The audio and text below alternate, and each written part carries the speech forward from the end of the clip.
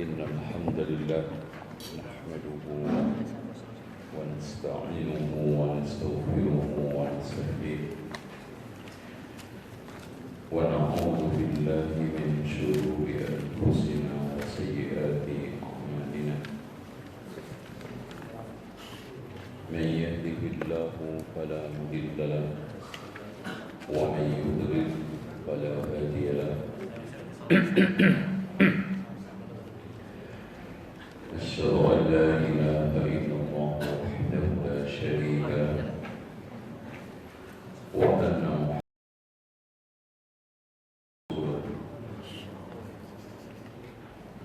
قال الله عز وجل يا أيها الناس اتقوا ربكم الذي خلقكم من نفس واحدة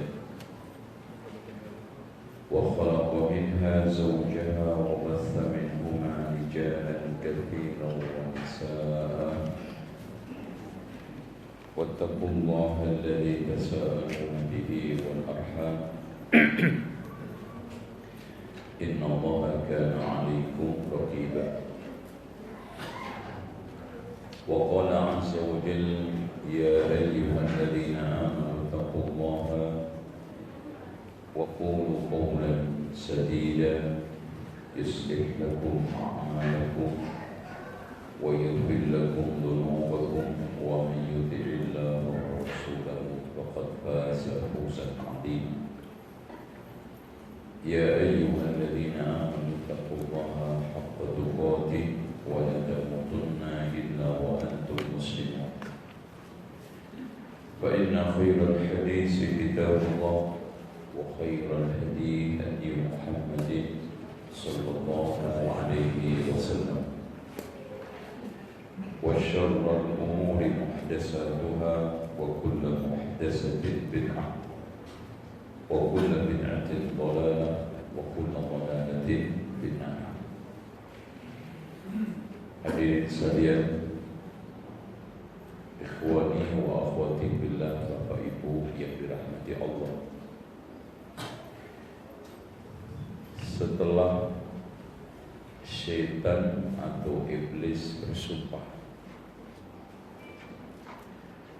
yang sumpah ini direkam oleh Allah di dalam surat Al-A'raf ayat 16 dan 17.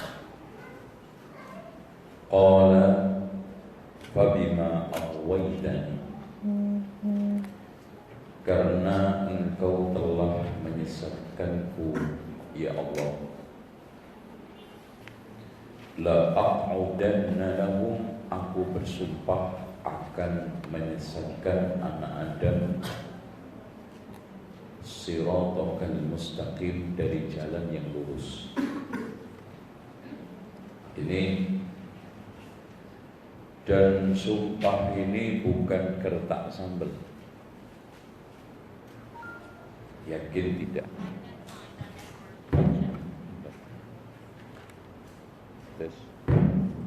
Terus buktinya satu, iblis minta umur panjang.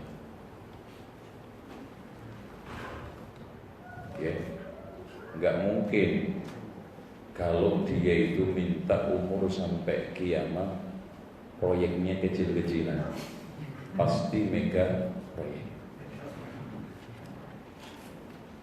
Minta umur panjang dengan dukungan sumpah, ini berarti punya proyek besar. Dan iblis itu nggak pernah tidur, nggak pernah sakit, apalagi masuk angin. Dan yang selalu manusia itu kalah masalah jam terbang. Iblis itu jam terbangnya tinggi dalam proses menyesatkan manusia, menggelincirkan manusia, menggoda manusia. Jadi kalau kita itu prihatin, terjaga, ibarat pertandingan Halim melawan Manchester, kira-kira menang? Insya Allah menang. Insya Allah Menang. kalah. Lalu nggak ada kipernya aja nggak bisa masukin bola. Nah, summa la'atiyannahum, saya akan kuda dari arah depannya, min baini aydihim. Para ulama ahli tafsir memberikan tafsiran urusan-urusan akhirat. Digoda dengan gak percaya alam akhirat, mengingkari siksa kubur, min baini aydihim, sehingga dia tergelincir. Makanya Allah katakan ara'aital ladzi yukadzibu bid-din fadzalikal ladzi yad'ul yatim, sehingga membuat orang itu lemah beramal. Orang itu kalau nggak percaya akhirat, nggak percaya kiamat, nggak percaya hari pembalasan, ara'aital ladzi yukadzibu bid-din fadzalikal ladzi yad'ul yatim, anak yatim diterlantarkan. Wala yahuddu ala ta'amil miskin, tidak mau atau pelit memberi makan orang miskin. Wawailul lil musallin alladzina hum an salatihim sahun, salatnya malas, bukan hanya malas, menyia-nyiakan salat. Sampai berbuat amal sekecil apapun itu enggak kena, hanya sekedar meminjamkan centong wajan ke tetangga, ibaratnya wa yamna'unal ma'ruf. Makanya perilaku orang yang tidak percaya atau lemah iman kepada akhirat paling lemah di dalam masalah amal kebaikan.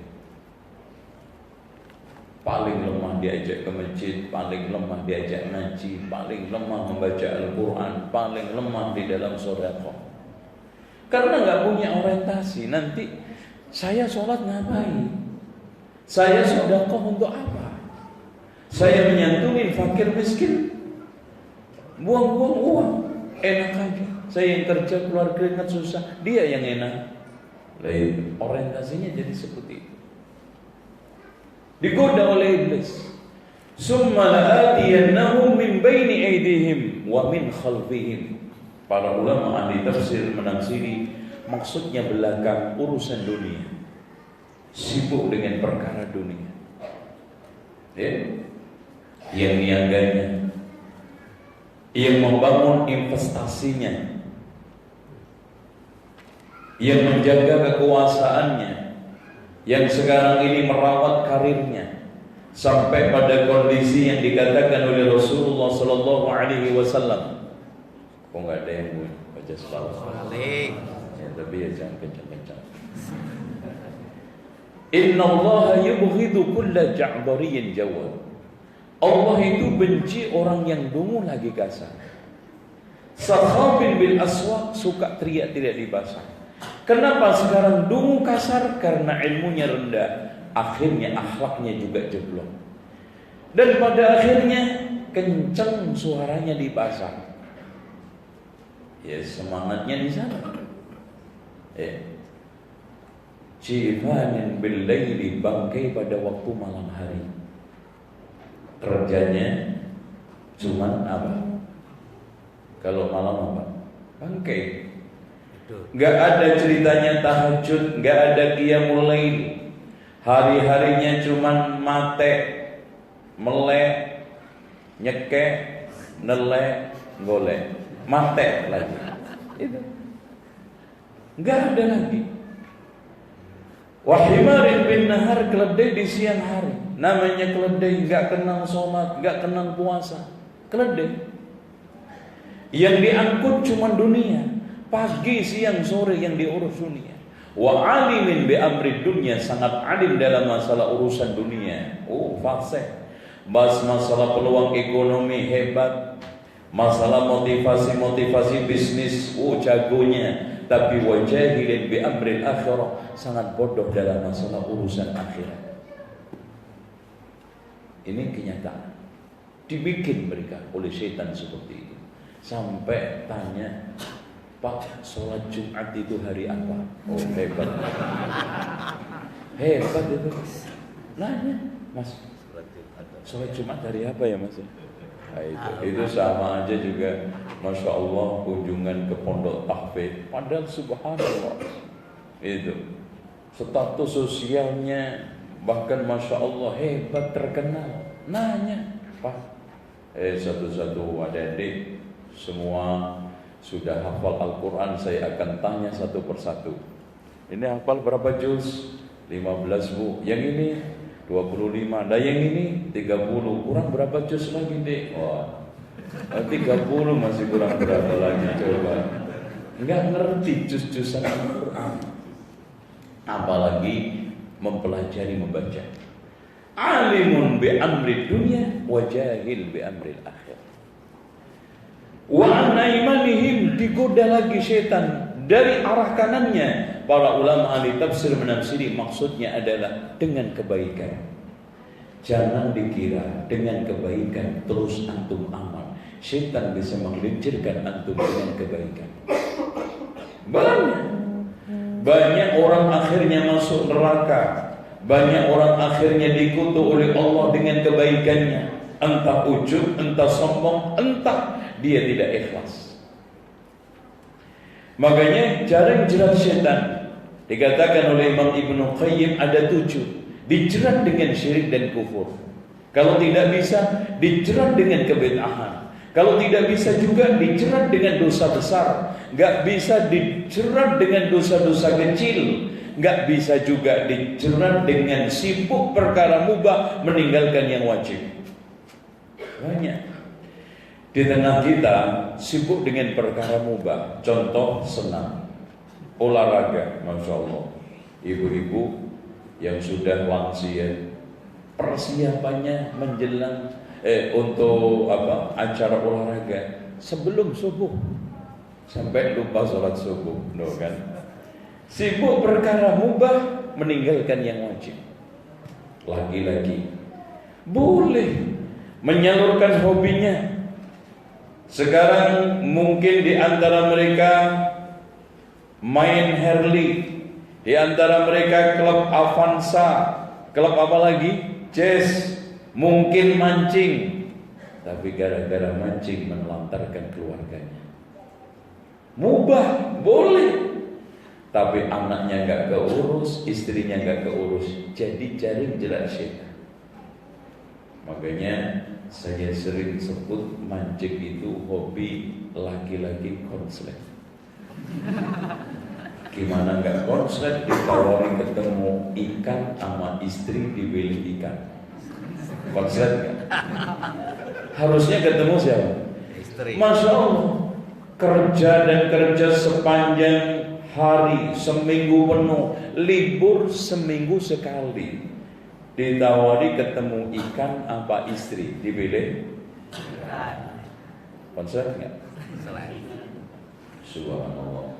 Di antara mereka anak perlu kasih sayang, anak perlu pendekatan. Libur malam ditinggal begadang, kalau nggak main catur, karambol, kartu. Ini jaring jerat. Kalau tidak bisa juga lebih hebat lagi, Pak.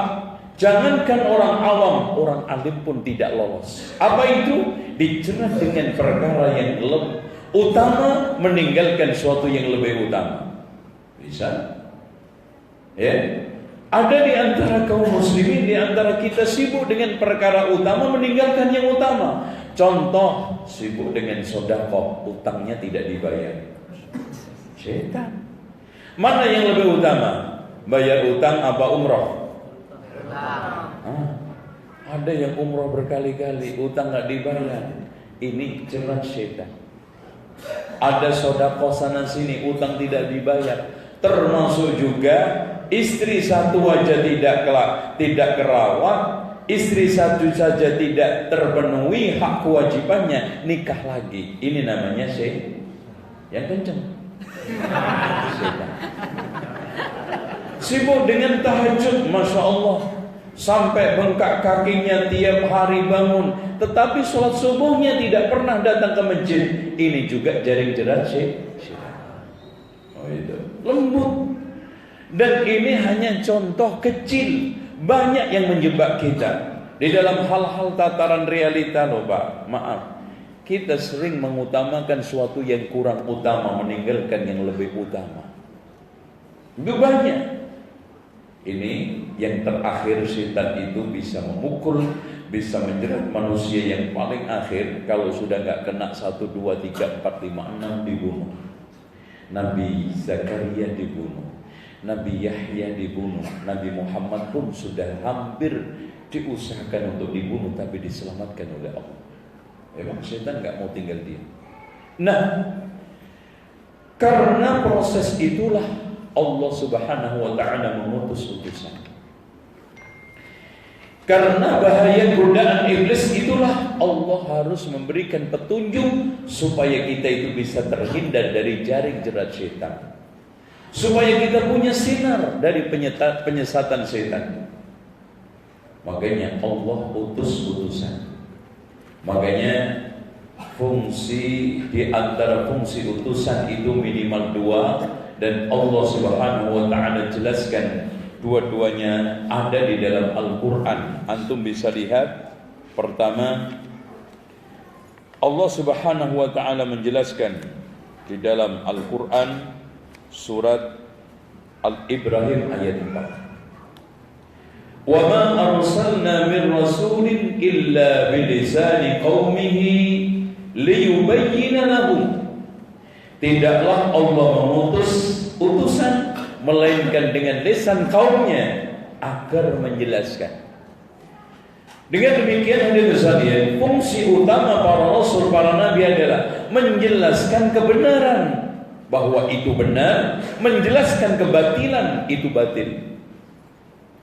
Sehingga Rasulullah SAW juga menegaskan di dalam hadis yang sahih, "Ma min nabiyyin qabli illa kana haqqan alaihi an yadulla ummatahu ala khairin ya'lamuhu lahum wa yunziruhum syarra ma ya'lamuhu lahum."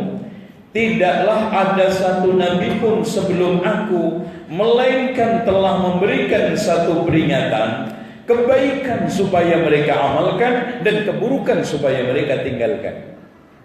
Makanya enggak ada yang kelewat.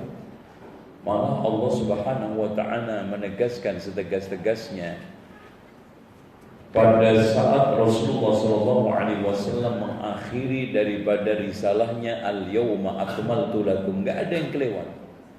Itu. Ya ayyuhar rasul balligh ma unzila ilaik wa illam taf'al fama ballaghta risalata. Wahai rasul, balligh ma unzila ilaika, sampaikan. Makanya walaysa min amalin yudkhilun jannah illa qad amartukum bih. Tidaklah ada satu amalan yang memasukkan kalian ke surga, pasti telah aku perintahkan. Walaysa min amalin yudkhilun nar illa qad nahaitukum an. Tidaklah ada satu amalan yang memasukkan kalian ke neraka, melainkan telah aku larang. Sehingga prinsip agama cuma satu: tunduk, patuh, pasrah. Sami'na wa ata'na. Makanya ketika sekarang kita bantah, ngeyel, sami'na wa ngeyelna, itu enggak akan menemukan kegairahan dalam beragama. Lihat aja Pak, orang yang sekarang ini bantah, ngeyel, mengedepankan logikanya, bahkan kadang adat kebiasaannya, mereka tidak menemukan kegairahan dan kebahagiaan dalam beragama. Beragama itu kering.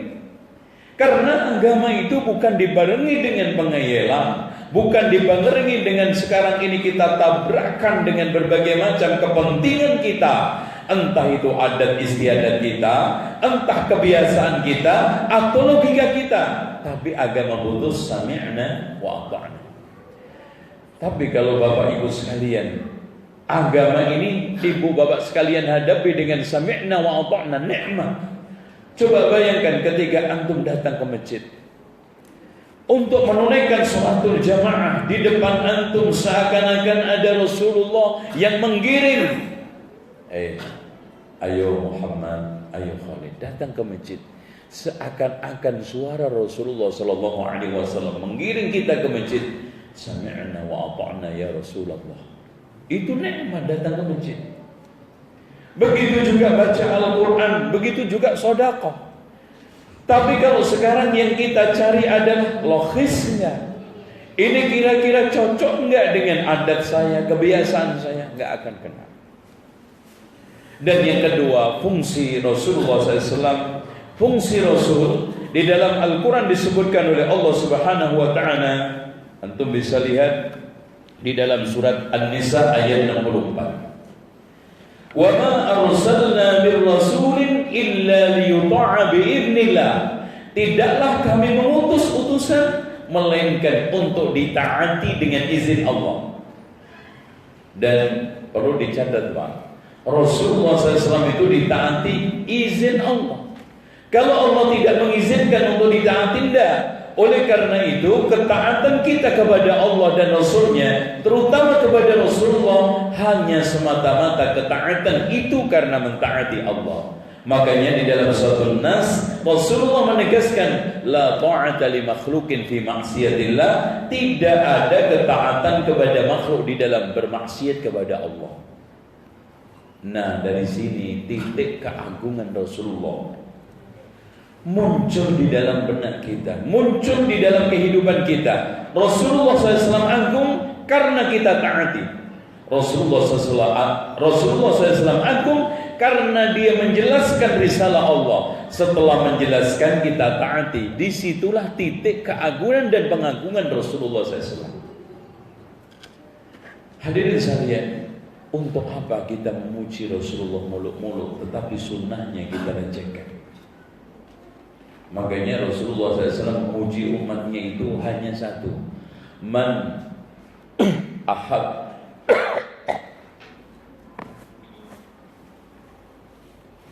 Rasulullah SAW mengatakan man ahya sunnati faqad ahabbani. Barang siapa yang menghidupkan sunnahku maka dia telah mencintaiku. Wa man ahabbani kana ma'i fil jannah. Siapa yang mencintaiku dia akan bersamaku di surga. Artinya Rasulullah SAW dicintai itu dengan cara satu saja, menghidupkan sunnahnya. Bukan kita sekarang ini melakukan berbagai macam sanjungan, karena beliau sudah nggak ada di kuburan. Muji itu kan orangnya masih hidup di depan kita. Masya Allah mas, hebat kan, cerdas. Rasulullah sekarang sudah di kuburan. Yang dibutuhkan apa? Man ahya sunnati, siapa yang menghidupkan sunnah. Faqad ahabbani, dia telah mencintaiku. Wa man ahabbani kana ma'i fil jannah.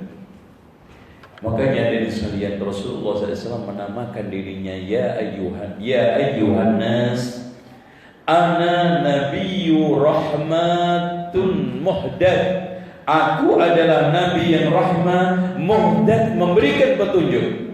Petunjuk ke arah mana? Petunjuk ke arah tadi, supaya kita itu bisa mencintai Rasulullah, supaya kita itu dekat dengan Rasulullah. Dengan cara apa? Man ahya sunnati, hidupkan sunnah. Masya Allah Pak, dengan sendirinya kalau kita hidupkan sunnah. Contoh kecil saja, kita nggak usah jauh-jauh. Sekarang ini membahas sunnah yang sifatnya masyarakat negara, ya. Kanan kiri kita ini sudah mulai rusak. Sunnah di dalam diri kita, di rumah kita mulai cara makan dengan sunnah Rasulullah SAW, cara minum dengan sunnah Rasulullah SAW, masuk keluar rumah dengan sunnah Rasulullah SAW. Kita hidupkan sunnah Rasulullah di tengah rumah kita, minimal akan menjadi rumah yang berkah. Rumah yang sekarang tidak sial. Dikatakan oleh Rasulullah SAW, la taj'alu buyutakum maqabir. Janganlah jadikan rumahmu seperti kuburan. Dengan cara apa? Dengan cara menghidupkan sunnah. Antum sekarang setiap pagi sore baca zikir, rumah antum sudah indah kok. Zikir pagi sore.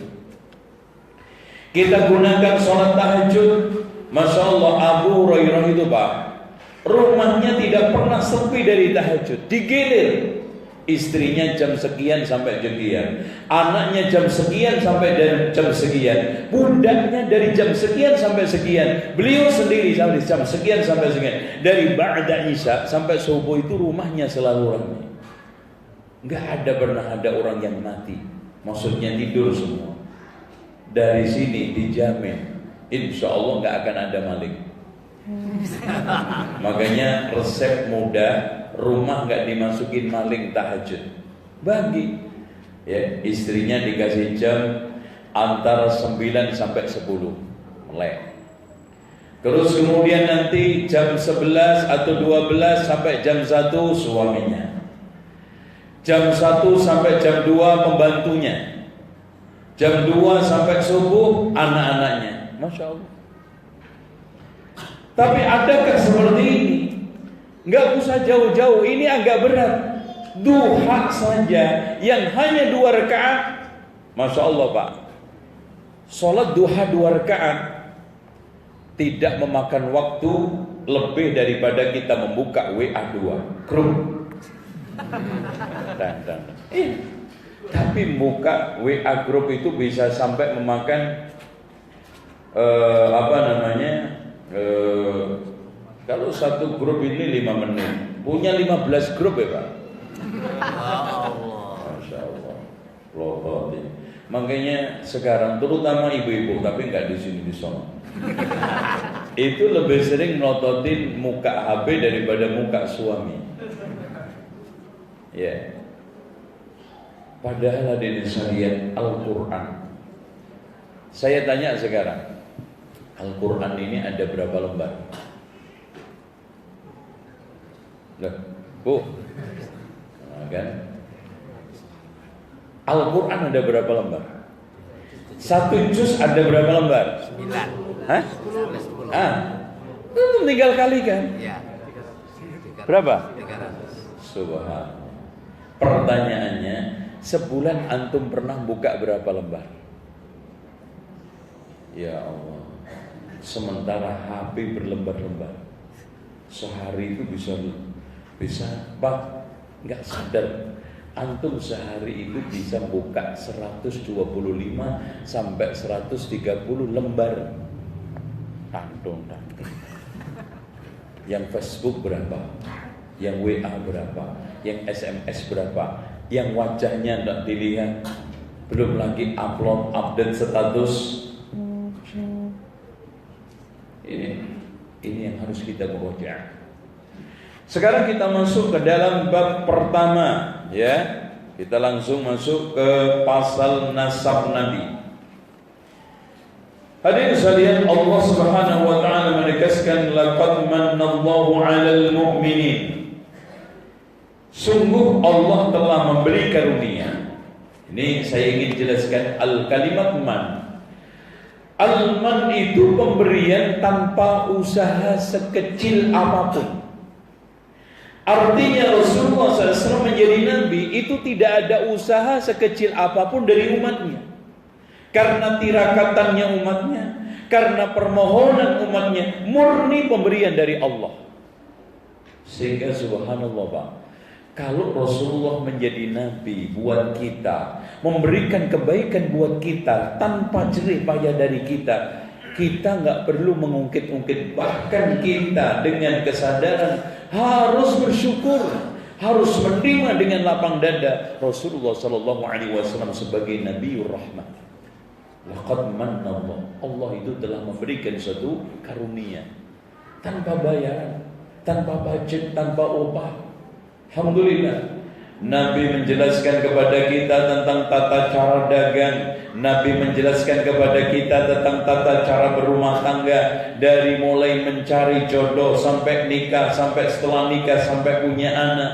Rasulullah SAW menjelaskan kepada kita tata cara bermasyarakat, bertetangga, nyambut tamu. Semua kebaikan untuk dunia akhirat kita tanpa bayaran. Apakah kita tidak layak untuk bersyukur? Untuk sekarang mengucapkan apresiasi, minimal membaca sholawat. Makanya Pak, orang itu kalau tidak bisa berbuat baik kepada Rasulullah, minimal membaca sholawat, paling cocok julukan paling rendah bakhil. Makanya Rasulullah mengatakan orang yang tidak mau membaca salawat apa namanya? Bakhil. Karena ini Rasulullah SAW orang paling baik sama kita, paling mengerti tentang kebutuhan kita, paling senang kita itu bahagia, senang. Sementara tanpa ada usaha dari kita, paling cocok umatnya membalas apa Pak? Paling cocok apa? Ya antum amalkan sunnahnya. Itu paling ya. Kalau tidak paling ringan membaca Allahumma sholli ala Muhammad. Ini salawat aja enggak. Al-bakhil man idza dzukira ismi wa lam yusalli alayya. Orang bakhil adalah orang yang ketika namaku disebut tidak mengucapkan salawat. Allahumma sholli ala Muhammad. Mas, sekarang saya tanya, antum sekarang kalau orang awam lah, Masya Allah, artis yang dikagumi, penyanyi yang digandrungi, pemain bola yang sekarang ini dilulukan, kira-kira pernah ngasih apa? Sampai Masya Allah. Seandainya sekarang ada salah satu pemain bola internasional ke Indonesia Pak, sambung nasab juga enggak, kenal juga enggak, dikasih bola juga enggak walaupun bekas. Kok sampai dia itu seperti itu? Kenapa? Pertanyaannya karena lihat dia itu punya kehebatan, nendang bolanya manis, cantik. Apakah Rasulullah SAW tidak lebih daripada itu? Sekarang saya tanya kepada antum semua, antum kagum, senang sama orang karena apa? Rata-rata karena 3 faktor. 1, orangnya ganteng. Masya Allah, kalau melihat pemain bola kan, dia itu gagah ganteng. Nomor 1, Rasulullah tidak ada yang bandingin gantengnya Rasulullah. Ada. Rasulullah SAW itu secara zahir batin, jasmani rohani manusia paling sempurna Pak. Jasmaninya Masya Allah ya. Perawakannya itu tinggi juga tidak terlalu tinggi, pendek juga tidak, ideal sekali. Antara bobotnya dengan tingginya. Coba tangannya Rasulullah SAW itu besar sekali, tapi lembut. Tapi sekali megang orang gak lepas. Kuatnya pernah dia adu gulat sama Rukana. Rukana itu seorang sahabat, kalau gulat gak pernah kalah. Dibanting Rasulullah sekali banting. Masya Allah. Bentuk ininya lengannya besar, apalagi pundaknya. Terus disebutkan di dalam satu riwayat, dadanya itu lebar, perutnya kecil. Beda kita kebalik. Ya kan? Subhanallah, kan kita kan kebalik, ya. Gede bawah, kecil itu. Makanya patut kalau Rasulullah SAW itu sempurna rohaninya, sehingga tidur pun hatinya itu masih berfungsi, hatinya masih bisa melihat Allah, hatinya masih bisa berzikir. Makanya Rasulullah SAW mengatakan, Inna aynayya tanaman, mataku bisa tidur wahai Aisyah, wa qalbi la yanam, hatiku tidak. Saking sempurnanya rohani, saking sempurna rohani mentalnya, sampai berani berdoa, Allahumma amitni miskina wa ahyini miskina, Allahumma ahyini miskina wa amitni miskina wa sunni ma'azulmatin masakin. Ya Allah, hidupkan aku dalam keadaan miskin, matikan aku dalam keadaan miskin, dan kumpulkan aku bersama orang-orang miskin. Antum berani? Karena mental antum gak siap miskin. Rasulullah mau kaya siap mental, mau miskin siap mental. Karena dunia sudah di hadapannya betul-betul menjadi suatu yang sarana. Kita ini kan masih labil menghadapi dunia. Makanya Rasulullah berani, sehingga berdoa miskin itu hanya khusus Rasulullah. Antum jangan. Ya nggak berdoa aja sudah. Orang kalau kawan gimana lagi berdoa? Ya. Allahumma amitni miskin. Nah, di sini maaf rahasianya kenapa umatnya diizinkan nikah tidak boleh lebih dari 4. Rasulullah SAW boleh lebih, bahkan tidak terbatas. Walaupun begitu, istri Rasulullah SAW saat meninggal 9 karena kesempurnaan jasadnya.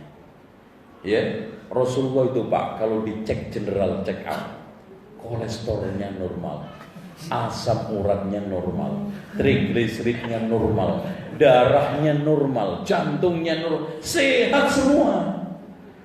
Ketika seorang itu sehat, begitu juga kebutuhan biologisnya juga sehat, dan salurannya cuma 2, main perempuan, nakal, atau nikah dengan normal. Yang pertama nggak mungkin buat Rasulullah, maka yang hanya mungkin yang itu pun bukan hanya pelampiasan syahwat. Kalau Rasulullah itu tujuannya, yakin seyakin-yakinnya akan menikah perawan semua. Tapi semua digunakan untuk memperlancar, membuka dakwah, sehingga di antara mereka yang dinikah itu semuanya janda, yang perawan cuma 1. Itu tujuannya untuk dakwah.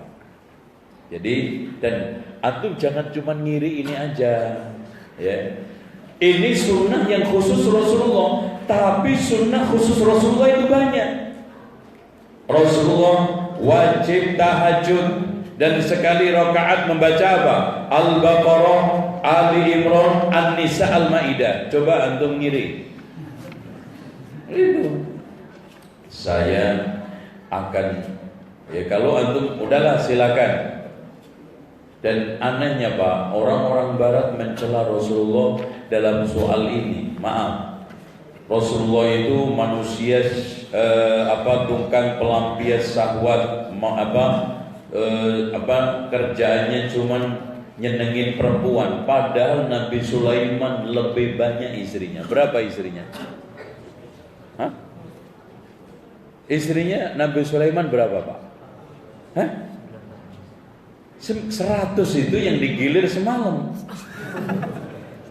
1000. Kenapa Anda tidak kritik? Karena semata-mata yang kritik ini orang-orang Yahudi. Ya kan gitu. Sulaiman, Daud, nabinya. Sementara Rasulullah SAW yang tujuannya dakwah, dan itu semuanya adalah halal, dihalalkan oleh Allah, dijadikan kritikan, cacian di dalam buku-buku mereka. Bahkan mereka membuat film. Tapi akhirnya yang membuat film fitnah taubat, ya, Masya Allah. Saat taubat dipanggil oleh Raja Saudi untuk haji, nangis lama sekali di depan makamnya Rasulullah. Nangis, Masya Allah, nangis. Itu orang Belanda itu. Ini Rasulullah SAW. Laqad manna Allahu 'alal mu'minina id ba'atsa fihim rasulan min anfusihim. Allah telah memberikan karunia kepada orang mukmin tanpa bayaran, tanpa usaha. Diutusnya seorang rasul, utusan min anfusihim, dari kalangan orang Arab. Yatlu 'alaihim ayatihi, tugasnya membacakan ayat. Tilawah itu ada 2, tilawah bacaannya, tilawah maknanya. Tilawah bacaannya mengajarkan abata sampai bisa membaca alif lam mim. Tilawatul makna menyampaikan pemahaman sampai kepada tingkatan pengaplikasi dan pengamalan. Itu kewajiban Rasulullah SAW. Yatlu alaihim ayatihi wa yuzakkihim tazkiyah. Pak, maaf, hati kita ini kadang-kadang kusut. Banyak kerak-kerak yang akan membuat hati ini keras. Maka dari tazkiyatun nafas itulah hati akan menjadi lentur dan akan menjadi lembut. Dengan cara apa? Mendengarkan nasihat, mendengarkan raqaiq, mendengarkan petuah-petuah yang disampaikan oleh Rasulullah SAW. Maka dari sekalian yang hatinya keras, baca Al-Quran. Makanya betul kata Ibrahim Al-Khawwas, obat hati itu ada 5. Di antaranya membaca Al-Quran, direnungkan sekalian maknanya. Akhirnya 5 ini dilakukan oleh Sunan Bonang, menjadi tombol hati. Itu sayang Sebetulnya ini ucapan ulama besar. Obat hati itu ada 5. Baca Al-Quran, direnungkan sekalian maknanya. Kemudian yang kedua, zikir pada waktu malam hari. Lalu yang ketiganya adalah puasa. Keempatnya qiyamul lail. Kelimanya mujalasatus sholihin, duduk bersama orang-orang soleh. Alias apa? Berteman, bersanding, bermajlis. Kenapa? Gak ada ruginya. Lihat aja Pak, anjing menjadi mulia, bahkan terekam di dalam Al-Quran karena berteman dengan siapa? Ashabul Kahfi. Nama antum aja gak masuk Al-Quran, Pak. Lo kalah, Pak. Oleh karena itu hadirin sekalian, gak ada ruginya. Makanya anak kita, saudara kita, dan kita sendiri lebih banyak mendekat kepada ulama. Innama yakhshallaha min ibadil ulama. Karena kata Rasulullah, al-ulama'u warasatul anbiya, ulama itu ahli waris para nabi. Yang maaf sekarang ini banyak dihindari. Kenapa? Black camp dari beberapa atau kampanye dari musuh-musuh Islam, dari lawan-lawan Islam, dikesankan Islam yang murni itu Islam yang keren, radikal, Islam yang perlu dicurigai. Yang mengajarkan pun diberikan titel-titel, gelar-gelar yang menyeramkan. Sehingga apa? Islam yang seperti itu dihindari. Dai, ustadz, syekh atau ulama yang macam seperti itu pun dijauhi. Akhirnya persis pada zaman dahulu kala, awal Yahudi dan Nasrani lenyap, hilang Pak. Awalnya diawali dengan apa? Penyimpangan di kalangan ruhban, rohib, sama siapa? Al-ruhban arbaban min dunillah, ya. Dia dijadikan sebagai rujukan agama, ternyata menyimpang, jual beli fatwa. Akhirnya ajaran aslinya hilang, yang muncul adalah ajaran yang palsu. Dari situlah akhirnya orang lebih mengamalkan yang palsu, yang baru daripada yang asli. Hilanglah sampai teks aslinya tidak ada Taurat, sampai teks aslinya Injil tidak ada. Dan Islam juga akan seperti itu kalau dibiarkan. Memang kita tidak, memang Allah menjamin, inna nahnu nazzalna dzikra wa inna lahu lahafidun. Allah menjaga teks Al-Quran, tapi Pak, Allah tidak pernah menjamin tafsirnya tidak menyimpang. Al-Quran dirusak bukan lewat dihilangkan nasnya, dihilangkan teksnya, tapi dihilangkan dengan tafsir-tafsir yang liar. Sehingga muncul berbagai macam penafsiran liar, penafsiran yang salah. Dari situlah hadirin sekalian muncul tandingan-tandingan di dalam agama. Makanya kewajiban kita sekarang adalah menjaga.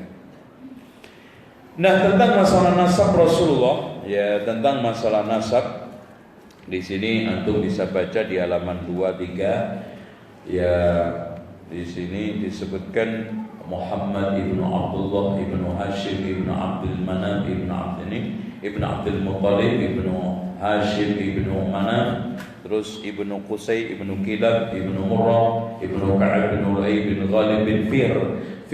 Inilah yang diberikan gelar Quraisy karena dia itu pandai dagang.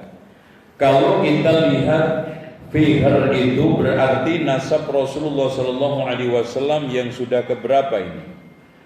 Berarti di sini sebelum Masehi orang-orang Arab itu sudah melancong dagang berskala internasional. Yang Allah sebutkan, Allah ingatkan rihlatasy syita'i was-shaif falyabudu rabb hadzal bait. Rihlatasy syita ke Yaman, as-shaif ke mana? Syam. Berarti ada sekalian penjelasan ahli sejarah, orang Arab itu sudah datang ke Indonesia sebelum Masehi, itu tidak ada salahnya. Bahkan utusan Fir'aun juga datang ke Indonesia untuk mencari komoditas, di antaranya rempah-rempah dan juga kapur barus. Kapur karena wangian dari barus yaitu Medan. Utusan Nabi Sulaiman pun pernah datang ke Indonesia untuk mencari kapur, karena kapur ini kebutuhan istana raja-raja dulu untuk mewangi ruangan dan juga kerajaan istana pada saat itu. Sama, semua datang. Kan kalau kita membaca beberapa buku sejarah, ya, Indonesia itu masya Allah Pak, ya, dari Sumatera sampai ke timur, Maluku itu dulu dinamai Sila atau Sulawesi itu Sila namanya. Terus kemudian di sana ada daerah Wak-Wak yang tidak lain adalah Fak-Fak. Kemudian dinamakan oleh orang Arab Urian karena banyak orang telanjang. Irian itu bahasa Arab artinya Orient, telanjang. Orient. Cuman sekarang sudah kembali lagi ke Papua. Aslinya adalah Orient ya. Maluku itu dari kalimat muluk, karena di sana banyak raja-raja, disebut dengan Jaziratul Muluk, yaitu pulau raja-raja. Muluk dari kalimat muluk. Orang kita akhirnya menamakan Maluku. Wak-wak itu sebetulnya adalah fak-fak, ya, dan itu sudah terekam di dalam buku-buku sejarah sebelum Masehi. Ya, makanya kalau dikatakan orang-orang Arab Islam itu baru masuk ke Indonesia menurut versi Sinokolgonya abad 13, ini suatu kesalahan fatal. Dia hanya mendasarkan seperti Ringklos di dalam kitabnya atau bukunya Indonesia Modern, mendasarkan hanya kedatangan Marco Polo. Padahal sebelum Marco Polo itu banyak pelancong-pelancong Arab yang datang ke Indonesia. Ada Mas'udi, ada Ibnu Bahar, ada juga Ibnu Battuta, tidak pernah disebutkan. Kalau dasarnya Marco Polo itu hanya utusan China, orang dari Venesia, Italia, yang mengabdi ke kerajaan China untuk kepentingan eksplorasi alam dan politik. Dia disuruh untuk berkelana. Sebelumnya banyak ahli geografi dan juga pelancong Islam tidak pernah disebutkan. Ya, ketemulah akhirnya Islam masuk ke Indonesia, ditemukan oleh Marco Polo abad 13, karena Marco Polo datang ke Indonesia tahun 1292. Nah ini, dengan demikian hadirin sekalian yang dirahmati oleh Allah Subhanahu wa taala, hal-hal yang seperti ini harus diluruskan. Kembali lagi, Fihr itu dikatakan Quraisy karena dari kalimat kirsun, pinter nyari duit. Jadi Quraisy itu artinya mata uang, kirsun. Makanya sampai sekarang orang-orang barat pun belum bisa mengalihkan ke bahasa Latin, karena sudah saking lamanya pemakaian berat beribu-ribu tahun, bahkan berpuluh-puluh abad. Kirsun, krus itu dipakai oleh orang-orang barat, maka sampai hari ini tidak bisa menerjemahkan ke dalam bahasa Latin. Sampai sekarang krus rupiah ke dolar. Krus itu alias dari kirsun, dalam bahasa Arab artinya mata uang. Kenapa Fihr ini dikatakan Quraisy? Karena pinter nyari duit. Makanya kita bisa gelari Quraisy atau Fihr ini padangnya Arab. Padang itu bukan padang Sumatera ya, pandai dagang. Pokoknya apapun dipegang itu bisa jadi duit. Apalagi diolah, masya Allah. Sehingga dia melakukan rihlat asyita'i was-shayf. Kenapa Pak? Karena kalau mereka tidak melakukan itu tidak bisa hidup. Nabi Ibrahim alaihissalam mengatakan ketika meletakkan Hajar sama Ismail apa? Rabbi inni askantu min dzurriyyati bighairi dzi zar'in 'inda baitikal muharram. Ya Allah, aku letakkan anak cucu saya di tempat yang tidak akan ada tumbuh-tumbuhan. Adanya cuman kalau lembah banjir, nggak bisa ditanami. Mekah itu banjir Pak. Coba antum padi ditanam, nggak ada hujan, sekali hujan hilang. Udah. Kapan nanamnya? Apa yang ditanam? Gunung batu. Udah, nggak bisa sama sekali. Tapi Nabi Ibrahim minta kepada Allah supaya diberikan rezeki berupa buah-buahan. Dan subhanallah, Allah bikin Di sampingnya ada satu daerah yang ajaib. Padahal jaraknya dengan Mekah itu tidak lebih dari 125 km. Hujan hampir tiap hari ada, tanaman sangat subur, dan berbagai macam tanaman, buah-buahan, biji-bijian ada, yaitu daerah Taif. Ini bagian daripada dikabulkannya doanya Nabi Ibrahim alaihissalam. Sekarang kita masuk ke dalam bab kelahiran Nabi Muhammad. Hadirin sekalian, secara umum semua sudah tahu bahwa Rasulullah SAW dilahirkan tahun gajah. Nah, permasalahannya mungkin banyak yang tidak tahu kenapa dikatakan tahun gajah. Ceritanya ini terkait dua surat yang ada di dalam Al-Quran. Yang pertama, was-sama'i dzatil buruj, dengan yang kedua, alam tara kaifa fa'ala rabbuka bi ashabil fil. Ceritanya begini. Di Yaman itu ada kerajaan namanya Tubba. Ya. Kerajaan dulu, zaman dahulu itu memiliki nama-nama. Kalau Mesir Fir'aun, kalau Romawi namanya apa? Kaisar. Kenapa dikatakan Kaisar? Karena pendiri kerajaan pertama kali yang namanya Agustus lahirnya dengan cara disesar. Ya, itu ya. Kenapa dikatakan Caesar, Kaisar? Karena Kaisar itu artinya orang yang dilahirkan dengan cara dibedah perutnya. Kaisar. Makanya bahasa ini juga masih dipakai di kedokteran. Oh, disesar, ya kan gitu. Nah, orang-orang yang lahir dengan cara sesar namanya Kaisar. Sehingga anak cucunya dan sampai ketika dia mendirikan kerajaan pun dinamakan gelar-gelarnya Kaisar. Itu ya. Kalau Persia namanya Kisra. Itu ya. Kalau sekarang Afrika namanya apa? Ayo. Najasyi. Ya. Nah, kalau Yaman Tubba. Nah, raja terakhir Tubba menjelang Rasulullah diutus namanya Abu Dzun Nawas Al-Himyari. Dia itu beragama Nasrani, kemudian murtad, masuk agama Yahudi, memaksa rakyatnya untuk masuk semua ke agama Yahudi. Rakyatnya tidak mau, tetap beriman dengan Nasrani, akhirnya dibantai. Disebutkan di dalam tafsir para ulama, di antaranya adalah tafsir Ibnu Katsir dan juga tafsir At-Tabari. Dalam satu hari kurang lebih yang dibunuh 70.000 orang. Dan dengan cara dibakar. Coba dibikinin parit, kemudian di dalam parit yang luas dan dalam diisi kayu-kayu, kemudian dibakar.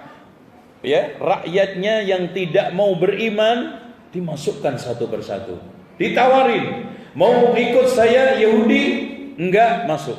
Sampai akhirnya ibu dengan anak kecilnya maju mundur, akhirnya si bayi yang masih orok mengatakan, ibunda, masuklah karena api Allah nanti di neraka lebih berat. Akhirnya masuk. Inilah yang dikatakan oleh Allah, innal ladzina fatanul mu'minina wal mu'minat summa lam yatubu falahum adzabu jahannam walahum adzabul hariq. Dia nanti dibakar oleh Allah karena dia membakar manusia. Ya. Akhirnya tidak lolos dari umat Nasrani ketika itu kecuali satu. Akhirnya lari ke Syam untuk minta perlindungan Raja Ghassan yang ada di Syam. Syam itu meliputi Suriah, Yordania, Palestina. Itu Syam ya. Syam, Suriah, Yordania, Palestina, Lebanon. Rajanya di sana beragama Nasrani. Pecahan atau bukan pecahan ya, pusatnya itu di Najasyi, yaitu di Afrika. Nah, itu pelebaran kekuasaannya di sana, statusnya adalah gubernur. Lari ke sana minta perlindungan. Akhirnya satu orang tersebut cerita bahwa ada pembantaian besar kaum Nasrani di Yaman. Maka berita ini dikirimkan ke Najasyi. Maka Najasyi mengirimkan pasukan besar ke Yaman, dipimpin oleh dua panglima, Aryad sama Abroha. Nah, ini ceritanya. Nah, Aryad sama Abroha ini memimpin pasukan besar ke Yaman, akhirnya mengalahkan Raja Dzunnawas Al-Himyari, dan akhirnya dia tenggelam di lautan, meninggal di lautan. Setelah perang menang, kedua panglima ini rebutan kekuasaan, akhirnya terjadi perang saudara. Namun Aryad bijak, wahai Abraha, sekarang kita tidak perlu membawa anak buah. Jangan dia korbankan, kita duel aja. Mana yang menang itulah yang jadi raja. Yang kalah ya mundur. Akhirnya terjadilah duel. Adu kesaktian. Hampir nyaris Abraha kalah. Namun ternyata anak buahnya, pasukan yang setia kepada Abraha khianat, menusuk Aryad dari belakang. Matilah akhirnya Aryad. Resmi, akhirnya yang menjadi penguasa adalah Abraha. Mendengar pertengkaran ini, maka Raja Najasyi pusat marah besar. Akhirnya Abraha minta maaf dengan cara apa? Tanda tangan yang dibubuhkan dengan umbun-umbunnya. Jadi umbun-umbunnya itu dikasih cap jempolnya, Pak. Memberikan satu isyarat bahwa dia tunduk patuh, hukuman apa saja yang diberikan oleh raja akan dilakukan. Raja Najasyi ini memang orangnya lembut, adil. Makanya Rasulullah SAW pun ketika menyuruh sahabatnya untuk hijrah, sebelum hijrah ke Madinah, hijrah ke mana? Ke Habasyah, ke Afrika. Kenapa? Karena dia itu raja adil dan ramah. Siapapun orangnya yang perlu dilindungi, apalagi terzolimi, pasti dilindungi, mandang asal usul suku agama. Akhirnya Rasulullah SAW mengirim ke sana, dipimpin oleh Ja'far, dipimpin oleh Utsman bin Affan. Nah, setelah melihat kondisi Abraha yang sudah menunjukkan pengakuan salahnya, maka akhirnya Najasyi memberikan maaf. Untuk menyenangkan raja, Abraha membangun gereja yang sangat megah. Dan agar Najasyi ini semakin besar hatinya, semakin senang, berjanji dan ngumbar janji. Wahai Tuan Raja Najasyi, bukan hanya saya bangun gereja ini megah, nanti orang-orang Arab saya akan paksakan bukan menghadap ke Ka'bah, tapi menghadap ke gereja. Oh, hati Najasyi semakin senang. Namun mendengar berita itu, ada salah satu pemuda Arab yang gak suka. Maka gerejanya malam-malam dibetaiin, diberakin. Mangkelnya raja itu. Awalnya dia itu tidak ingin menyerang Ka'bah. Awalnya dia tidak ingin merusak Ka'bah. Dengan melihat kondisi seperti itu, mendengar yang buang hajat di tengah gereja itu orang Arab, maka akhirnya dia betul-betul menyerang Ka'bah. Dikirimkanlah pasukan yang bergajah, Dan ketika itu memang Masya Allah Pak, rata-rata gajah itu menjadi kendaraan istimewa untuk perang. Itu nggak Barat, nggak Arab, nggak Ajam, apalagi Indonesia. Terkenal Indonesia, Thailand, dari mulai Sumatera itu semua gajah. Sampai Persia juga pakai gajah. Karena gajah itu zaman dulu sebelum ada sebelum ada teknologi perang yang canggih, efektif sekali. Pertama, gajah itu sulit untuk diserang musuhnya. Dan kalau dipanah, itu jarang kena tembus, langsung meninggal dunia. Beda dengan kuda. Terus kemudian kalau merangsak pasukan, diinjak langsung mati. Dan itu bukan hanya sekarang belalainya. Sekarang yang susah untuk diinjak, belalai ini kan. Kalau sudah nggak kena belalinya, diinjek, dan nginjeknya dia itu sampai mati. Dan terakhir, gajah itu paling gampang untuk dilatih. Kalau kamu sama musuh injek sampai mati, ya diinjek, nggak akan dibiarkan kecuali kelihatan mati, baru terus. Sehingga kenapa hampir seluruh Romawi juga pakai gajah, Persia juga pakai gajah, raja-raja Indonesia, apalagi Sriwijaya, ketika mengirim surat ke Muawiyah, yang dibanggakan apa? Surat Raja Sriwijaya yang dikirimkan Muawiyah bin Abi Sufyan, kami adalah raja anaknya 1000 raja, didampingi permaisuri cantik, anaknya 1000 raja, memiliki kandang gajah 1000 gajah. Oh, itu yang dibanggakan. Dan gajah dulu dilatih semua. Bahkan pada zaman Ibnu Battuta datang ke Sumatera, ke Aceh, melihat pertunjukan tari gajah. Jadi gajah itu bisa nari. Coba bayangkan ya, joget gajah itu. Ini soal masalah kaitannya gajah. Nah, pada saat penyerangan tersebut, sampailah ke daerah antara kalau Bapak Ibu sekalian haji atau umroh bisa melihat tempat antara daerah Muzdalifah sama Mina, itu namanya ada Wadi Muhassir. Disitulah Allah Subhanahu wa ta'ala turunkan bulung. Alam tara kaifa fa'ala rabbuka bi ashabil fil, dengan membawa batu-batu yang dibawa dari Jahannam, diberikan oleh Allah Subhanahu wa ta'ala, ditimpakan. Tidaklah ada orang atau gajah tertimpa batu tersebut, melainkan ka'asfin ma'kul, kulitnya, dagingnya mengelupas, melempuh seperti daun-daun dimakan ulat, termasuk juga Abraha. Nah, setelah itu 51 hari Rasulullah SAW dilahirkan. Ini lahirnya Rasulullah SAW. Kemudian pengangkatan menjadi nabi, kita singkat saja. Rasulullah SAW diangkat menjadi nabi dengan Iqra bismi rabbikal ladzi khalaq, dan kemudian diangkat menjadi rasul dengan Ya ayyuhal muddatsir qum fa'anzir wa rabbaka fakabbir. Kemudian wasiat Rasulullah SAW, ya, wasiat Nabi. Hadirin sekalian, perlu diketahui Rasulullah SAW ditugaskan oleh Allah Subhanahu wa ta'ala untuk menjadi nabi dan rasul. Misinya menyampaikan risalah. Kalau sudah sekarang tuntas dan Allah menyatakan al-yawma akmaltu lakum dinakum wa atmamtu 'alaikum ni'mati wa raditu lakumul Islam dina, maka Rasulullah kemana lagi kalau tidak pergi Ar-Rafiqil A'la, menuju Allah.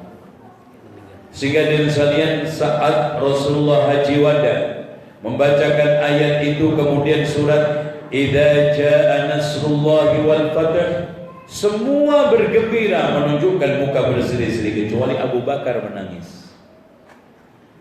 Karena apa? Karena kalau sudah tuntas idza jaa nasrullah, kemenangan diberikan Allah, seluruh orang-orang Jazirah Arabia bahkan sekitarnya masuk Islam, berarti misi Rasulullah selesai. Kemana kalau tidak meninggal?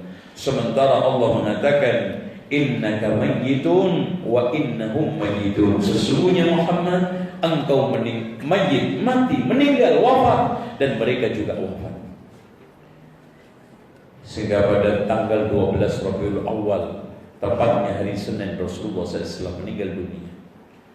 Membikin gelap Madinah, bahkan sekitarnya, kaum muslimin kena musibah besar.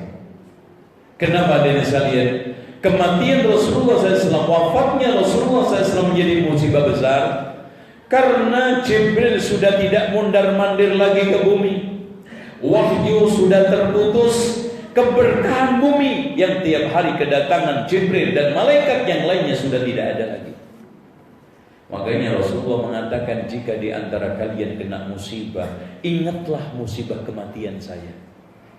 Karena tidak ada yang paling besar kecuali kematian, wafatnya Rasulullah. Sekarang musibah apa di dunia ini yang besar? Coba saya tanya kepada antum semua. Rumah kebakar, bisa dibikin lagi. Mobil hilang, bisa dibeli lagi. Istri hilang, ya jangan. Ya. Artinya dari sekalian, musibah di dunia ini tidak ada yang paling besar kecuali musibah wafatnya atau kematian Rasulullah SAW. Dengan wafatnya Rasulullah SAW, wahyu terputus. Jibril sudah tidak mondar-mandir lagi ke Makkah, Madinah, ya, sudah tidak menurunkan wahyu lagi ke bumi, sudah tidak menjadi bagian dan menyatu dengan manusia. Coba bayangkan ada di sana ketika Rasulullah SAW semasa hidupnya, Jibril datang ke tengah para sahabat, barokah. Dengan demikian Rasulullah SAW mengatakan, siapa yang kena musibah maka ingatlah musibah kematian saya, karena tidak ada musibah yang paling besar dibanding kematian saya. Pada saat itu hadirin sekalian, para sahabat hampir tidak percaya, termasuk Umar bin Khattab, mengacung-acungkan pedangnya. Siapa yang mengatakan Muhammad Rasulullah meninggal dunia, saya penggal lehernya. Akhirnya ditarik tangannya oleh Abu Bakar. Umar, duduk. Walaupun Umar itu masya Allah keren ya, walaupun sekarang hebat, walaupun kuat, sama Abu Bakar juga tunduk. Duduk kamu ya. Akhirnya beliau berpidato ceramah. Man kana ya'budullah fa innallaha hayyun la yamut. Barang siapa yang menyembah Allah, dia hidup tidak akan pernah mati. Wa man kana ya'budu Muhammadan fa innahu mat. Barang siapa yang sekarang menyembah Muhammad, dia telah meninggal dunia. Lalu membacakan firman Allah di dalam surat Ali Imran ayat 144. Wa ma Muhammadun illa rasulun qad khalat min qablihi rusul. Nabi Muhammad ini tidak ubahnya seperti rasul-rasul yang lainnya. Afa immata, apakah ketika Rasulullah mati, au qutila atau terbunuh, inqalabtum ala aqabikum, kalian akan murtad? Jelas tidak. Akhirnya Umar lemas meletakkan pedangnya dan dia mengatakan, seakan-akan ayat ini baru saya dengar hari ini. Coba bayangkan Pak, saking kagetnya, saking gundahnya, saking kalutnya, sampai banyak sahabat yang tidak hafal lagi ayat ini. Panik, kalut, tidak siap untuk menerima musibah yang besar, yaitu kematian Rasulullah SAW. Akhirnya Abu Bakar menyadarkan, akhirnya Abu Bakar radhiyallahu anhu ceramah bahwa Rasulullah SAW adalah manusia macam manusia biasa. Qul innama ana basharun mislukum, katakan Muhammad, aku adalah manusia seperti kalian. Mati seperti kalian mati, sakit seperti kalian sakit.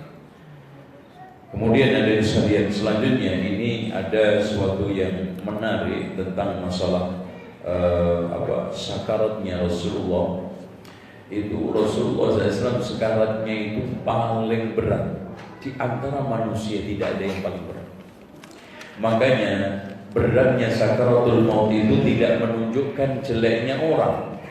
Makanya sakaratul maut itu ada macam-macam. Di antaranya ditegaskan oleh Al-Allamah Al-Imam Ibnul Arabi mengatakan, ada kalanya beratnya sakaratul maut itu Allah jadikan sebagai teladan buat umatnya, buat hambanya, seperti yang menimpa Rasulullah. Keteladanan dan juga apa? Sebagai bukti. Ini loh sakaratul maut, betul ada, nyata. Nabimu aja kena kok. Jadi keteladanan. Sakaratul maut yang kedua bisa jadi penebus dosa, seperti yang menimpa orang-orang mukmin. Jadi orang-orang mukmin itu Pak, nanti dosanya akanlah pelan-pelan hilang. Dari mulai musibah di dunia mengurangi dosa, kemudian sakaratul maut mengurangi dosa, nanti siksa kubur pun mengurangi dosa. Maka di antara nanti yang Allah lunasi nanti di alam kubur adalah dosa kencing sama namimah. Sehingga Rasulullah SAW menegaskan, inna amata adzabil qabri minal baul, kebanyakan azab kubur itu dari kencing. Dan kebanyakan azab kubur itu namimah. Kenapa Pak?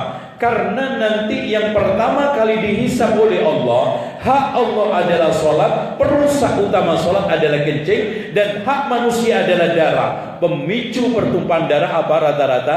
Namimah, fitnah.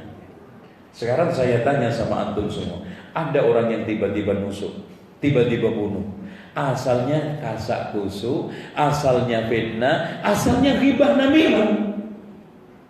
Yang ini diomongin ini, yang ini, akhirnya kepanasan.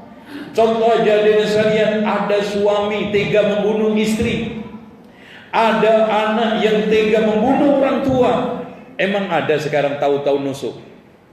Datang dari sekolah, padahal berangkat ke sekolah dipeluk dicium sama bapaknya, tahu-tahu pulang nusuk sambil ketawa hehehe. Enggak mungkin. Pasti anak ini diprovokasi, difitnah, diberikan suatu masukan-masukan yang miring. Kamu nanti nggak bakal diberikan bapak kamu warisan, nggak bakal kamu nanti dapat kalau kamu nggak melakukan, akhirnya kepanasan. Suami juga begitu, istri juga kadang-kadang begitu. Namimah. Makanya Rasulullah SAW mengatakan, awwalu ma yuhasabu bihil abdu yaumal qiyamah as-shalah. Hak Allah yang pertama kali dihisab adalah salat. Dan awwalu ma yuqda baina bani Adam ad-dima, yang pertama kali diputuskan oleh Allah antar anak Adam, dosa-dosa antar anak Adam adalah apa? Darah. Nah, hadirin sekalian yang dirahmati oleh Allah, sakaratul maut itu ada kadang-kadang memang siksaan. Itu menimpa orang-orang fajir, orang-orang jahat, orang-orang kafir. Oleh karena itu, sakaratul maut tidak otomatis serta-merta menjadi tanda jeleknya orang. Tidak, sakaratul maut juga tidak menunjukkan baiknya orang. Malah Rasulullah mengatakan, mautul fuj'ati rahatun lil mu'min wa adabun lil fajir. Mati mendadak itu rahmat buat orang yang mukmin dan azab buat orang yang kafir. Mati mendadak itu nggak pakai sakarat, Pak. Ya, memang mengagetkan, tapi alhamdulillah keluarganya yang mati mendadak itu mungkin sakit yang ditinggalkan, itu senang yang meninggal karena nggak pakai sakarat. Orang dan tanda-tanda akhir zaman itu nanti banyak mati mendadak. Dan subhanallah, Allah siapkan sebab-sebabnya menuju ke sana. Makanan penuh dengan kimia, pemicu penyakit, jantung. Akhirnya apa? Mati mendadak. Coba baru olahraga pagi, sore mati. Sore mati. Bahkan habis olahraga itu lewat depannya penjual kain kafan, nyapa lagi. Pak, lagi ngapain? Ini lagi gunting-gunting kain kafan, barangkali sore nanti ada yang beli. Oh, ternyata dia yang dibelikan. Ya Allah, itu kondisi hidup. Dan tekanan juga sekarang kan tekanan, Pak. Hidup ini kan tertekan. Sebetulnya sekarang ini tidak ada hidup yang susah. Yang ada adalah hidup yang diperas, ditekan, diporsir, sehingga banyak orang yang mati. Lanjutin. Kok takut kan? Banyak yang mati mendadak. Tapi rahmat buat orang mukmin, masya Allah. Tidur itu bisa bablas. Bismika Allahumma amutu wa ahya. Nah, ahyanya nggak ada. Itu makanya doa tidur itu masya Allah. Ya, mirip. Yang susah itu masya Allah, lagi selingkuh mati mendadak, lagi judi mati mendadak, ada, subhanallah. Jadi begadang semalam suntuk nggak dapat menjelang subuh kartu as kedapat, bantingnya kekencengan, langsung geblak, masya Allah, mati. Nauzubillah. Tapi ada orang yang mati sedang sholat tahajud, sedang sujud, Pak. Ya, mati sedang ceramah. Mudah-mudahan saya enggak, ya. Ya. Waduh. Nah, sekarang nama-nama Rasulullah disebutkan Muhammad, itu yang paling banyak.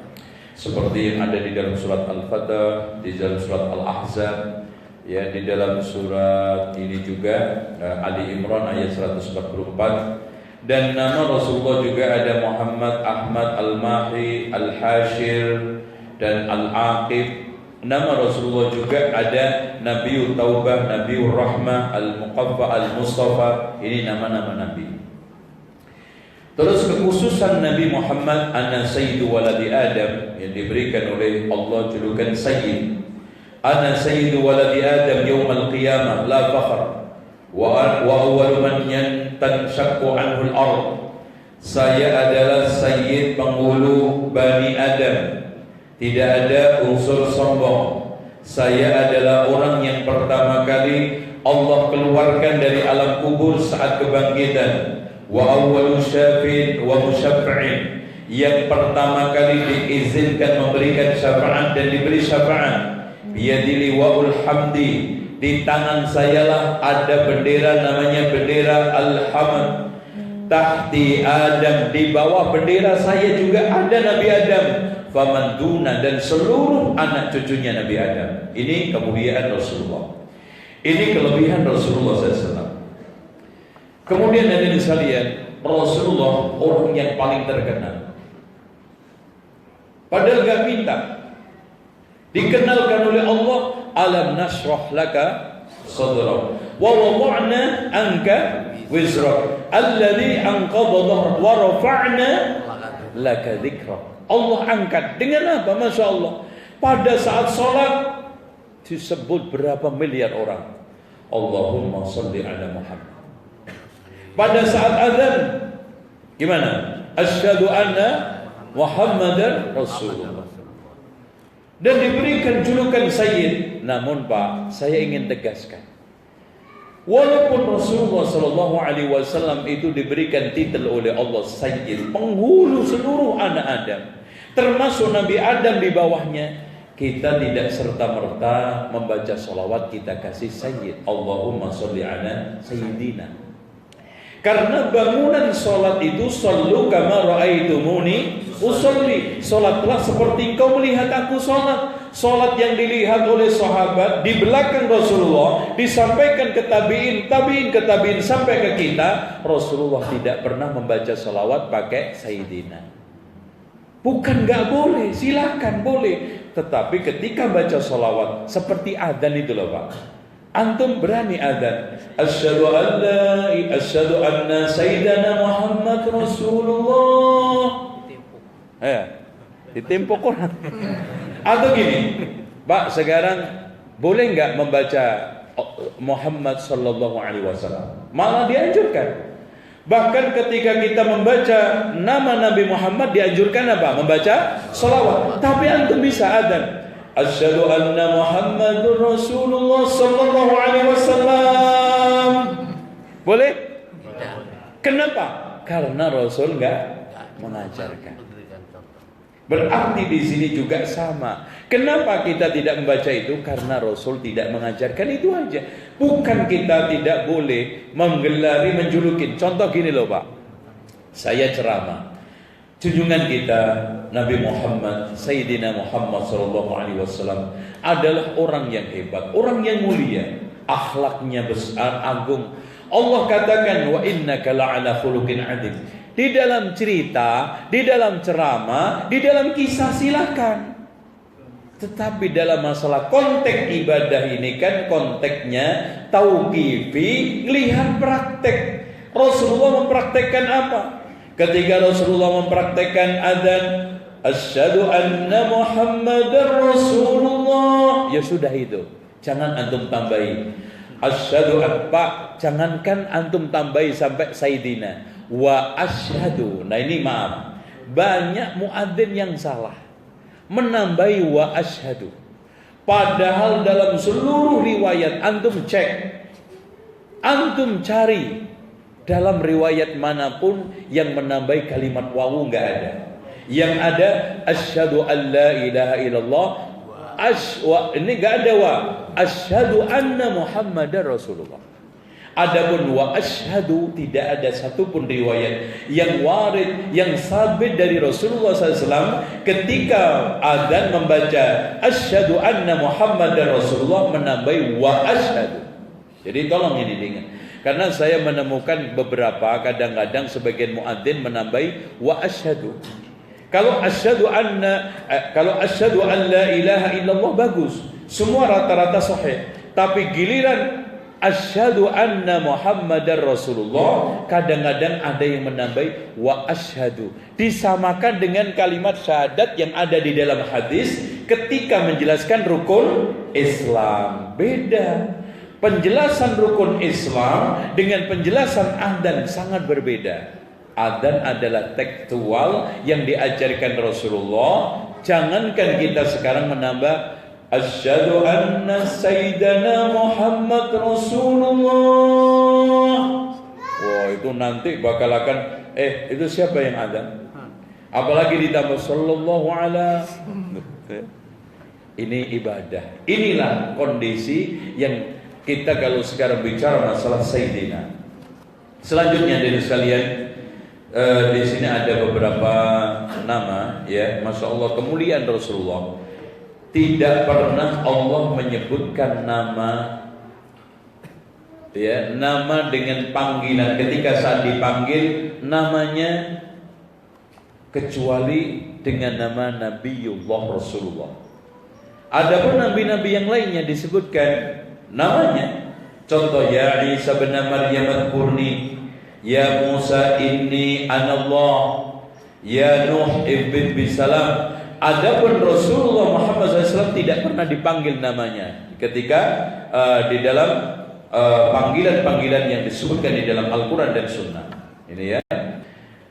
Kemudian kelebihan Rasulullah SAW juga diutus untuk seluruh manusia. Adapun nabi-nabi diutus untuk umatnya secara khusus.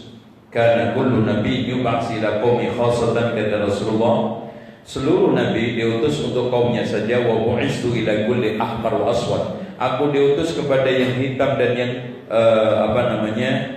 merah, maksudnya seluruh manusia. Uhillat lil ghanaim, dihalalkan rampasan perang untuk saya. Kalau zaman dulu tidak halal. Bahkan kalau zaman dulu, zaman nabi-nabi dulu, setelah perang, rampasan perang itu diletakkan di atas gundukan atau di atas batu. Nanti kalau diambil oleh api, pertanda perangnya itu diterima. Kalau tidak, berarti perangnya tidak diterima. Makanya Qabil Habil dulu korbannya dilepas kemudian disambar api. Yang diterima disambar api, yang tidak disambar berarti enggak sahih. Wa ju'ilat liyal ardu thayyiban wa tahuran wa masjidan. Allah jadikan bumi mana saja itu bersih, suci, layak untuk dijadikan tempat sholat. Makanya tidak ada kapling-kaplingan tempat sholat. Intinya sholatlah di mana saja, kecuali dua, kuburan sama tempat toilet. Sholat di dalam toilet nggak boleh. Bahkan para ulama juga memakruhkan sholat di atas dak toilet. Umpamanya di bawahnya itu toilet, antum sholat di bawahnya, itu makruh. Termasuk sholat menghadap. Wa ayyuma rajulin adrakathu sholat shalla haitsu kan. Di mana saja orang itu menemukan sholat, sholatlah di mana saja. Ini memberikan suatu pressure, memberikan suatu makna. Kita kalau sekarang mendapati sholat dalam kondisi apapun kita sholat, termasuk di pesawat, di kereta, di kapal, menghadap timur pun kita sholat. Sholat di kendaraan, menghadap kemana aja, ya. Wa nusirtu birru'bi baina masirati syahr, saya dimenangkan Allah jarak perang sebulan. Akhlaknya Rasulullah SAW di sini banyak sekali. Intinya Rasulullah SAW itu memiliki akhlak. Wa innaka la'ala khuluqin adzim. Tidaklah ada orang makin dekat, makin kenal, makin senang, makin kesengsem, ya, makin tertarik dengan Rasulullah. Beda dengan kita. Antum lihat, kita makin dekat, makin kenal, makin apa? Makin apa, Pak? Makin gak suka. Makin kelihatan belangnya. Kalau Rasulullah enggak, Pak. Rasulullah itu makin dekat, makin lama kenal, makin menunjukkan apa? Ketertarikannya. Ini Rasulullah SAW. Sehingga dari saya lihat tidak ada satupun sahabat yang bosan sama Rasulullah. Enggak ada. Lihat wajahnya aja ganteng sudah, masya Allah, orang ini ganteng banget. Itu sudah leleh tuh. Akhlaknya, senyumnya, cara duduknya, cara makannya, cara nyambutnya. Coba bayangkan hadirin sekalian, seorang badui ketika saat sholat bicara kan, karena pertama kali sholat ikut-ikutan bicara, ya. Dia ditegur, kamu jangan ini bicara. Loh, ngapain kamu negor-negor saya? Gitu. Sahabat tersebut ya kan nggak bisa ngomong, malah nepuk-nepuk. Ngapain kamu nepuk-nepuk? Gitu. Akhirnya setelah sholat dipanggil Rasulullah, gemeter dia. Waduh, saya diapain sama Rasulullah?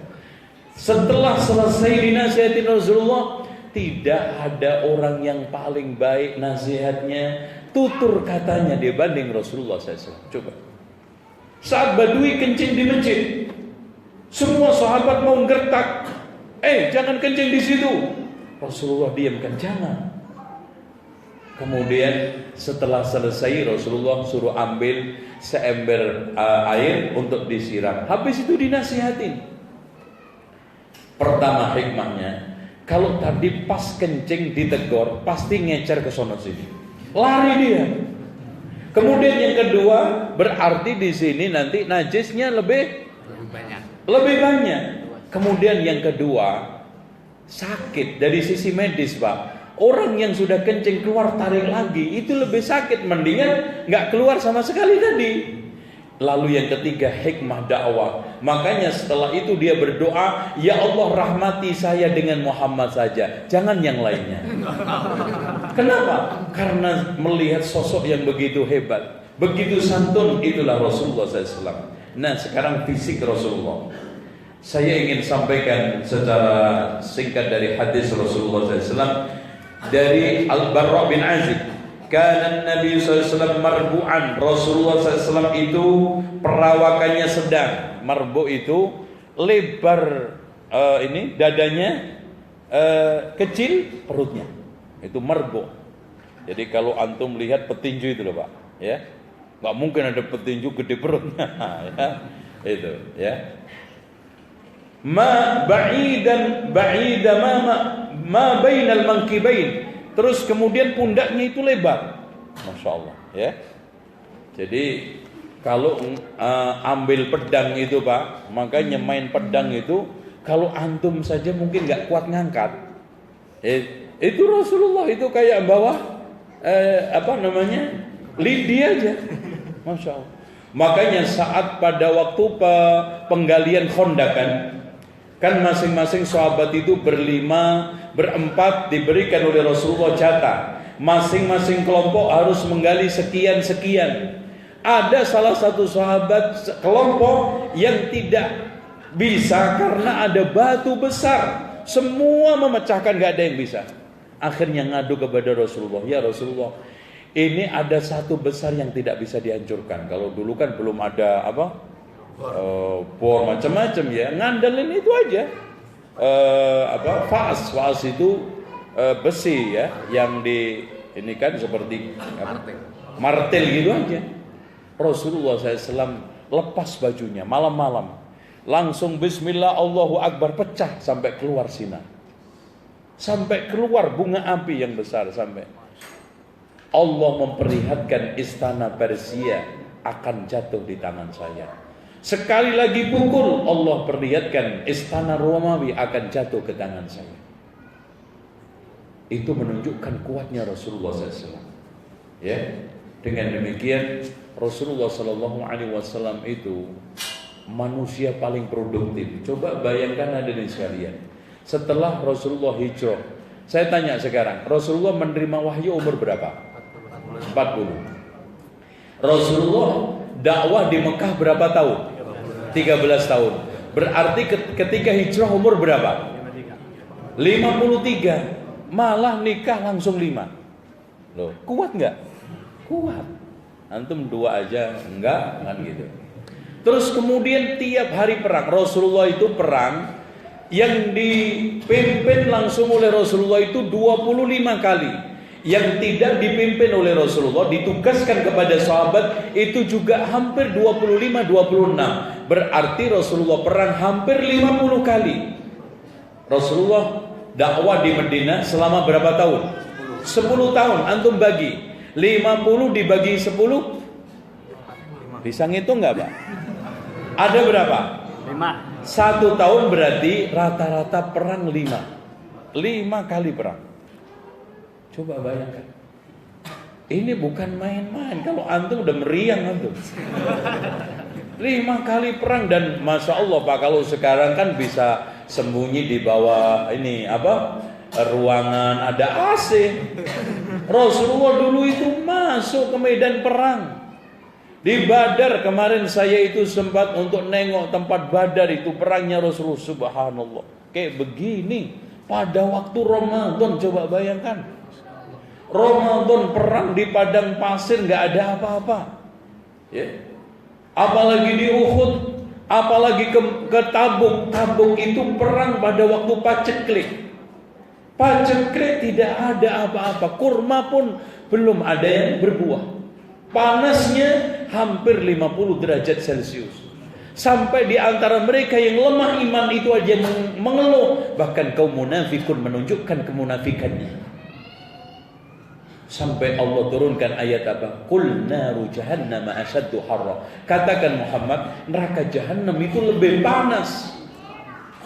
Makanya ada beberapa sahabat yang sampai akhirnya nggak berangkat, maju mundur, tertinggal. Siapa? 3 sahabat.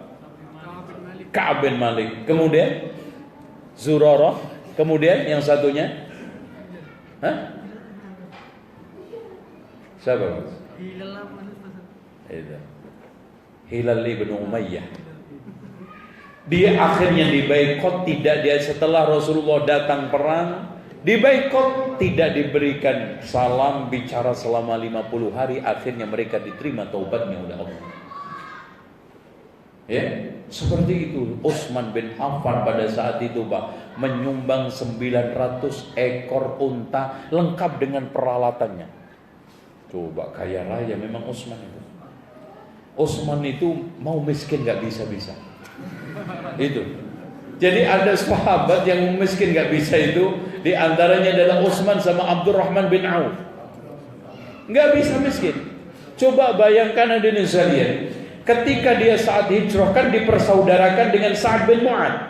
Abdurrahman bin Auf itu kan dipersaudarakan seperti Salman Al-Farisi dipersaudarakan dengan Abu Darda. Dan di sini Abdurrahman bin Auf dipersaudarakan dengan Sa'ad bin Mu'adz. Ditawari, wahai Abdurrahman, silahkan ambil rumah saya salah satunya. Kalau kamu butuh istri, silahkan istri saya salah satunya saya ceraikan. Nikah silahkan. Subhanallah, Pak, ada persaudaraan macam seperti itu sekarang. Wa yusiruna ala anfusihim walau kana bihim khasasah. Mengutamakan dirinya, ini temannya walaupun dirinya dalam keadaan susah. Khasasah itu ngos-ngosan dalam bahasa Jawanya itu. Dalam kondisi hidup susah, kesulitan, masih bisa mengutamakan saudara. Apa kata Abdurrahman? Enggak. Dulluni ala suqil Madinah. Tunjukkan pasar Madinah. Subhanallah, Pak. Kertas dipegang, besok sudah berubah uang. Kayu dijual ini. Gak ada berapa bulan dia sudah punya rumah menikah. Ini termasuk Abdurrahman bin Auf, termasuk Utsman bin Affan. Coba bayangkan ketika kesulitan air, ada satu-satunya sumur yang masya Allah melimpah airnya, namun milik Yahudi, diperalat, dijual belikan dengan harga yang mahal. Akhirnya dibeli separuh oleh Utsman. Harganya berapa? 12.000 dirham. Padahal, Pak, ketika saat itu Utsman bin Affan merenovasi Masjid Nabawi hanya butuh 8.000. Renovasi Masjid Nabawi ketika zaman itu, dan antum kalau umroh lihat Museum Medina, lihat sketsa atau apa sih Pak istilahnya? Enggak, kira-kira itu apa namanya? Gambaran yang kira-kira. Sketsa ya, itu kan wajah manusia. Kalau ini apa namanya? Enggak, ada istilah yang bagus. Yang tahu bangunan siapa? Oh, enggak, bukan rancangan. Pokoknya itulah. Nah, itu hadirin sekalian, dibangun dengan dana dari koceknya, dari uangnya 8.000 dirham. Subhanallah, separuh sumur dibeli 12.000. Sumur super mahal. Sampai hari ini pun nggak ada. Ya, sumur yang paling mahal kecuali satu, sumur lubang buaya mungkin yang bisa nanti. Ya, karena itu mahal sekali. Nah, hadirin sekalian, ini dibeli 12.000 karena dalam perjalanan sehari ditimba oleh jatahnya Muslim, banyak airnya. Sehari jatahnya Yahudi, sak airnya. Akhirnya Yahudi mangkal, diuruk. Parah ini, diuruk. Biar dua-duanya nyungsep ya. Dua-duanya susah. Enak aja kalau pada waktu muslim ini airnya kenapa melimpah? Kalau saya seret dijelasin kamu pelit. Akhirnya diuruk susah. Ditawarin lagi Utsman bin Affan. Gimana kalau saya beli? Ya udah, sama aja kayak kemarin. 12.000. Jadi satu sumur 24.000. Masya Allah Pak, itu insya Allah untuk zaman sekarang dapat istiqlal.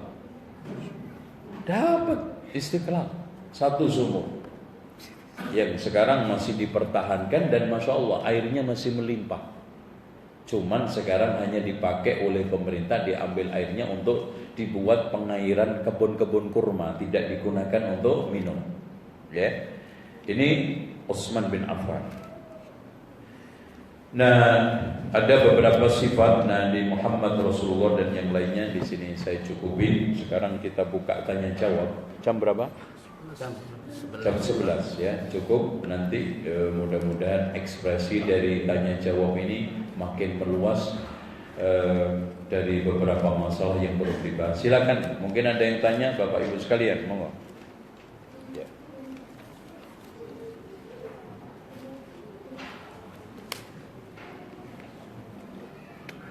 Kalau antum mau nengok sumurnya Utsman juga bisa, tapi antum harus jadi pejabat dulu, ya minimal menteri lah.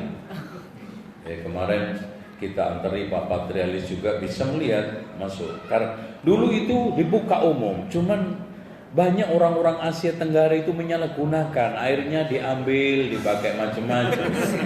Akhirnya pemerintah antisipasi, waduh. Kalau begini bisa ngalahin Zam-Zam nanti. Padahal airnya itu tidak layak minum Pak, gak layak.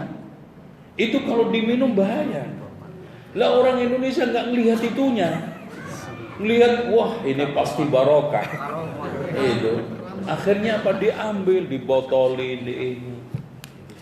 Seperti sumur di Badar juga masih ada. Kan di Badar itu juga ada sumur, cuman juga gitu dijaga, ya. Kalau antum mau bisa untuk ke tempat-tempat yang khusus yang sulit dijangkau orang, tapi antum bisa nebeng ya, mungkin gubernur, menteri, syukur-syukur presiden itu bisa sholat di dalam masjid juga di dalam Ka'bah bisa. Sekarang ini banyak sekali orang yang mengupload atau mengirim gambar atau tulisan di WA tentang sunnah Rasul yang isinya, Mas sekarang malam Jumat sunnah Rasul ya. Ini kurang kerjaan. Anehnya yang mengirim ini kebanyakan orang-orang Islam, bagaimana menyikapi? Hadirin sekalian, tidak ada nas yang terang yang jelas disunahkan berhubungan suami istri Jumat malam Jumat, gak ada.